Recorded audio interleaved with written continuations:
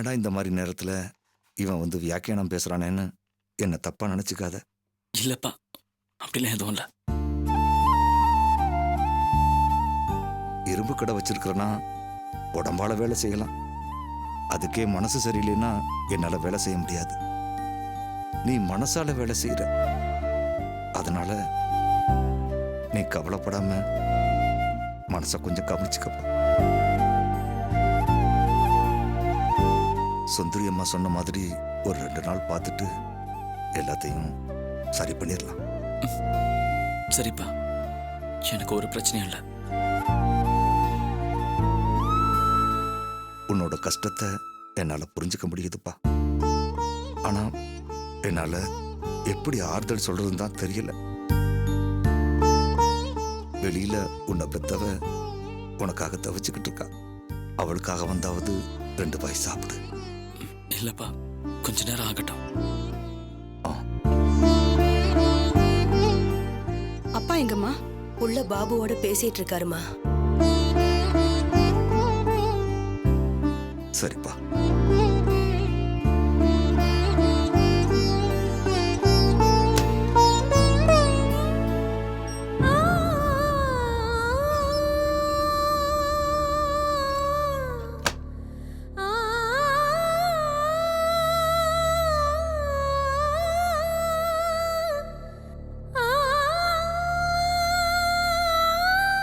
என்னங்க கடைக்கு போகல?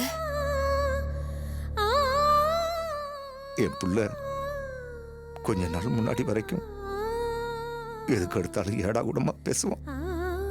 ஆனா இப்போ நமக்காக எல்லாத்தையும் பொறுத்துக்கிட்டு போறான்.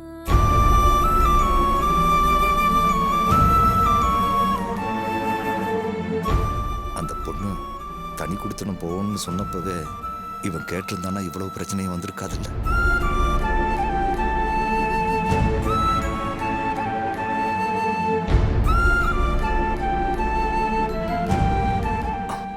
ஆனாலும் நம்ம சுயநலத்தை பெருசா நினைச்சிட்டோம். அவனுக்காக நாம கொஞ்சம் விட்டு கொடுத்துருக்கலாம் போல தெரியுது.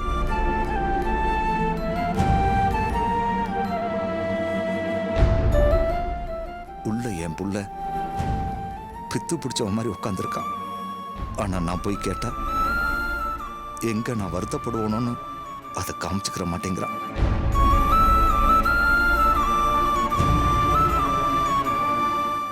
நமக்காக மன கஷ்டத்தோட அவன் இருக்கான். அவனுக்கான வாழ்க்கைய நம்மளால வாங்கி கொடுக்க முடியலைங்கிறப்போ. ஆமாங்க, அவன் ஆசைப்பட்ட வாழ்க்கை கிடைக்காம போச்சு. அவனை ஆசைப்பட்டு ஒருத்தி வந்தா, இப்போ தானா அமைஞ்ச வாழ்க்கையும் இல்லாம போயிடக்கூடாதுங்க. ஆமா பர்வதம், இதுக்கு ஏதாவது பண்ணி ஆகணும். நீங்க எப்படியாவது என் மருமகளை சமாதானப்படுத்தி கூட்டிட்டு வாங்க. அவளை தங்க தட்டுல வச்சு நான் தாங்குறேன்.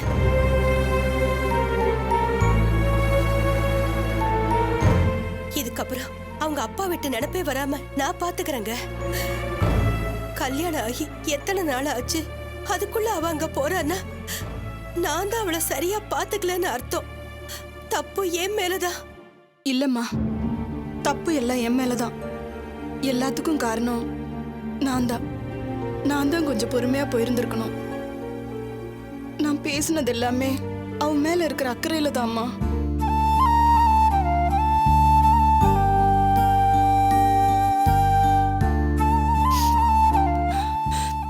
அவளுக்கு அது புரியலங்கிறப்போ புரியுற மாதிரி சொல்லி இருக்கணும். இல்ல அவளுக்கு பிடிக்கலன்னு தெரிஞ்சு எதையும் பேசாம இருந்திருக்கணும்.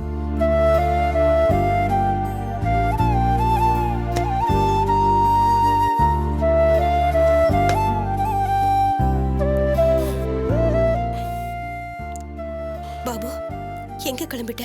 விடு பர்வதம், வெளியில போயிட்டு வரட்டும். நான் இதோ வந்துடுறேன்.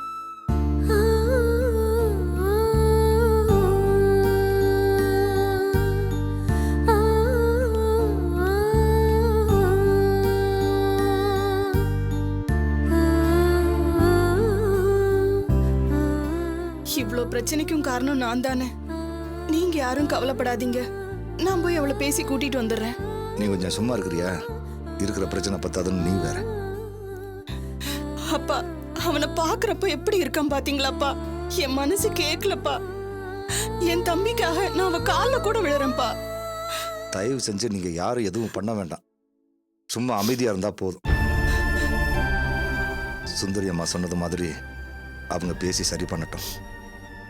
அது வரைக்கும் நாம கொஞ்சம் பொறுமையா இருப்போம்.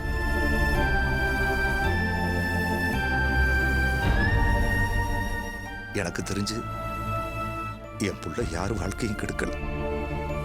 அவனுக்கு அவ்வளவு பெரிய கெடுதல் எதுவும் வந்துடாதுன்ற நம்பிக்கை எனக்கு இருக்கு. ராஜி, அந்த சாவியை கொடு.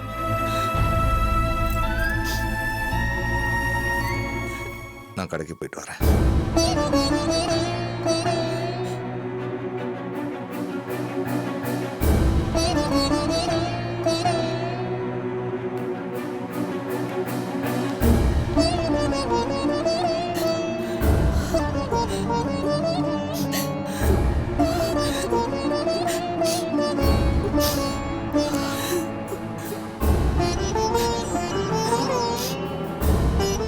ராஜி, அக்கா, கொஞ்சம் என் கூட வரியா?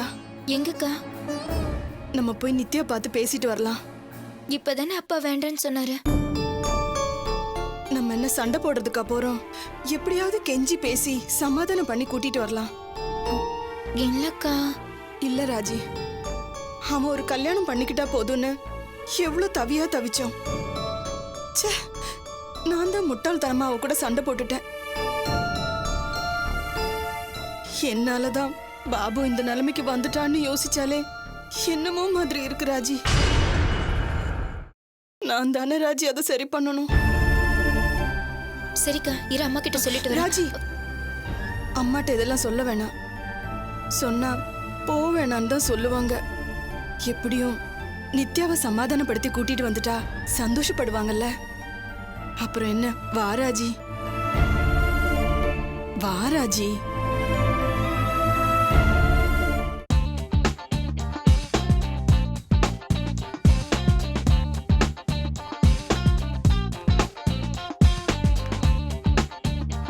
மேடம், பெடிக்யூர் பண்ணனும். அங்க போய் உட்காருங்க. Okay.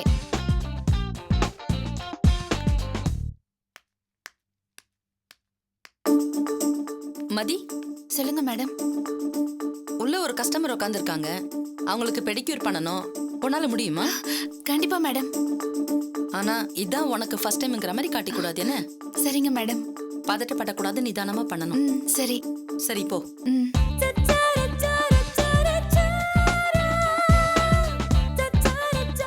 Good morning madam. Good morning.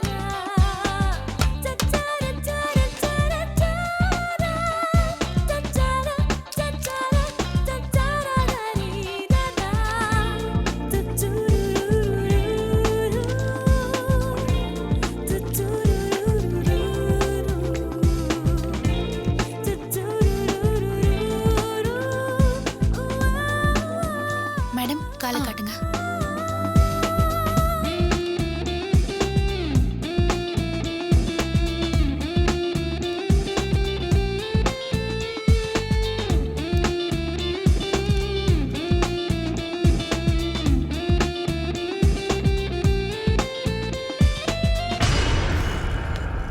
Good morning madam. Morning. Threading பண்ணோம். கண்டிப்பா உட்காருங்க. ஓகே.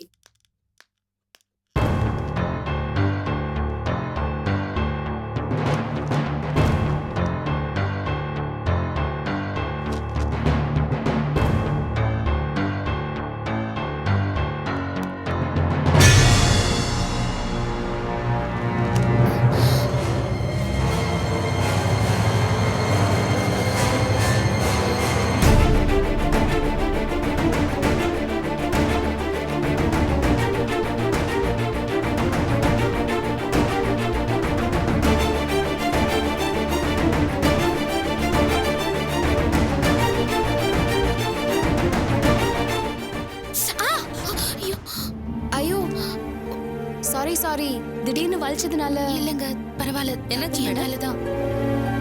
நெயில் கட் பண்றப்போ காயம் பட்டுருச்சு மேடம். பெருசா ஒண்ணும் இல்லைங்க. நான் புக் படிச்சிட்டு இருந்தப்போ திடீர்னு கால் வலிச்சது, அதான் உதறிட்டேன். பாவம், கால் மேல பட்டு அவங்க கீழே விழுந்துட்டாங்க. மதி, நீ உள்ள போயிருமா, நான் பாத்துக்கிறேன். நீ போ. சரிங்க மேடம். போ.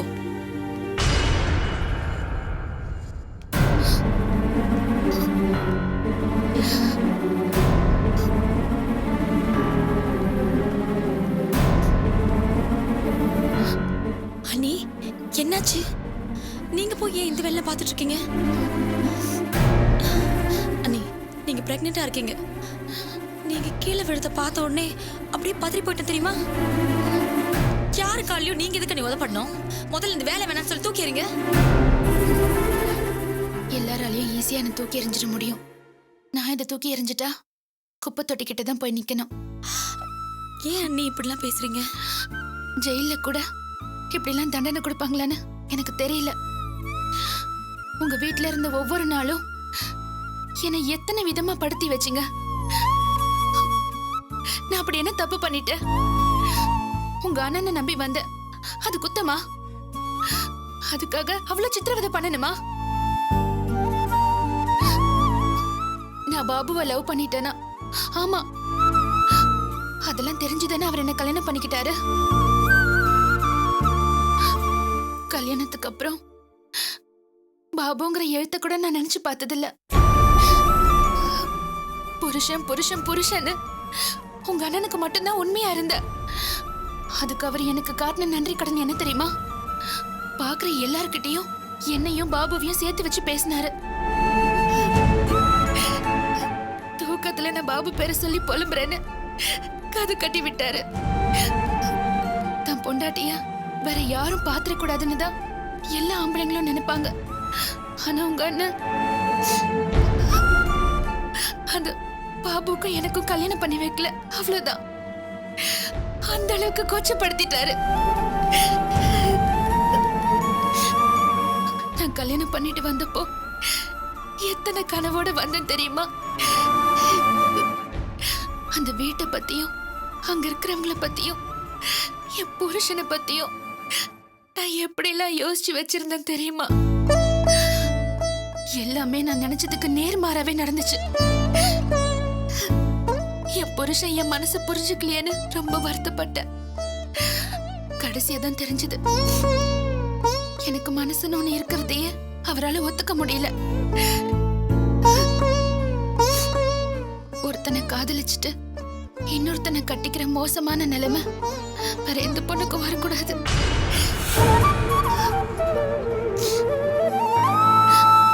லவ் பண்ணாம இருக்கிறது எவ்வளவு நல்ல விஷயம் தெரியுமா? ஒருவேளை லவ் பண்ணிட்டா அதுவும் தோத்து போயிட்டா சுத்தம். அதுக்கப்புறம் கல்யாணம்ங்கிற ஒண்ணு கற்பனையில கூட நினைச்சிட கூடாது. பெரும்பாலானவங்க உன் அண்ணன் மாதிரி தான். அவங்க லவ்வுக்கோ லவ்வருக்கோ உண்மையா இருக்கிறத கௌரவ குறைச்சல நினைக்கிறாங்க. தெரியாதனமா ஒரு லவ் பண்ணிட்டு ஐயோ கடவுளே யாருக்கும் இந்த நிலைமை வரக்கூடாது. அண்ணி உங்க ஃபீலிங்ஸ் எனக்கு புரியுது. நீங்க இனிமே இங்க வேலை செய்ய வேண்டாம். நான் அண்ணன் கிட்ட பேசுறேன். உங்களை வந்து கூட்டிட்டு போக சொல்றேன். அண்ணி வேண்டாம். தெரிஞ்சோ தெரியாமலோ அந்த வீட்ல என்ன கொடுமைப்படுத்தாம விட்டது நீ மட்டும்தான். அந்த ஒண்ணுக்காக தான் உன் கூட நின்று பேசிட்டு இருக்கேன். முகம் தெரியாத யாரோ ஒருத்தர் என்ன தெரியாம எட்டி ஒதுக்கிறதுனால எனக்கு எந்த வருத்தமும் இல்லை. இதுக்கப்புறமும் உன் அண்ணன் கிட்டயும் அம்மா கிட்டயும் பெக்கோ மானத்தெல்லாம் விட்டுட்டு என்னால வாழ முடியாது. நான் வாழ வெட்டியா செத்து போவனே தவிர அங்க வந்து வாழவே மாட்டேன். இதெல்லாம் பார்த்துட்டு என் மேல பரிதாபப்பட்டு உன் அண்ணன் கிட்ட எதுவும் பேசிடாத. அந்த மனுஷனை எதுக்காகவும் நான் பார்க்கவே கூடாதுன்னு நினைக்கிறேன். உண்மையிலேயே எனக்கு ஏதாவது நல்லது பண்ணணும்னு நினைச்சனா நான் இங்க வேலை பார்க்கறத கூட உன் அண்ணன் கிட்ட சொல்லாத.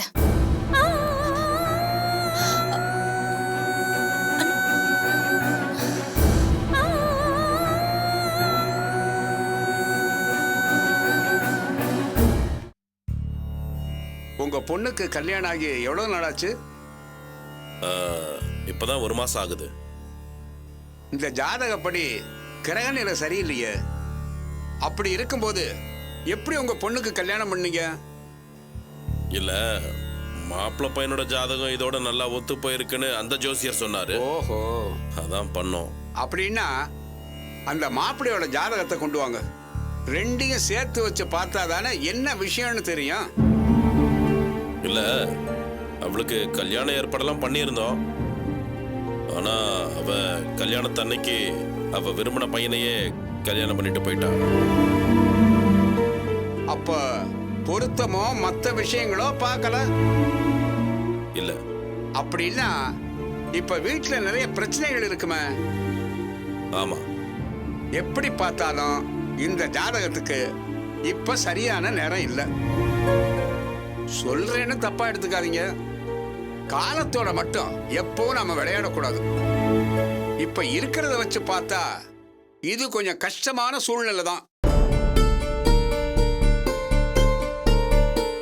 இதுக்கு நீங்க பரிகாரம் பண்ணலன்னா உங்க பொண்ணோட மன வாழ்க்கையே பாதிக்கும்.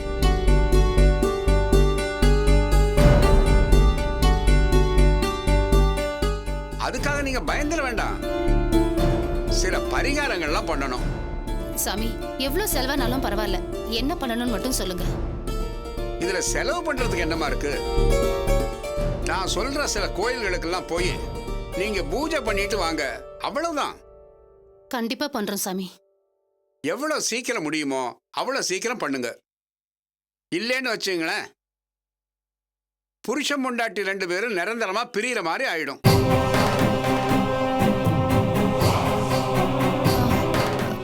கண்டிப்பா பண்ணிடுறோம் சாமி. நீங்க வர்ற வெள்ளிக்கிழமை என்ன வந்து பாருங்க. இதுக்கு என்ன செய்யணும், எப்படி தோஷ பரிகாரம் பண்ணணுங்கிறத நான் சொல்றேன். இதுல ஒரு முக்கியமான விஷயம் இருக்கு. மாப்பிள்ளை பையனையும் கூட்டிட்டு போய் தான் நீங்க தோஷம் கழிக்கணும். இல்லைன்னா இந்த காலத்து பிள்ளைங்க சும்மாவே முட்டிக்குதுங்க. நேரம் சரியில்லைங்கிறப்ப அது வேற ஏதாவது பிரச்சனையை உண்டாக்கிரும்.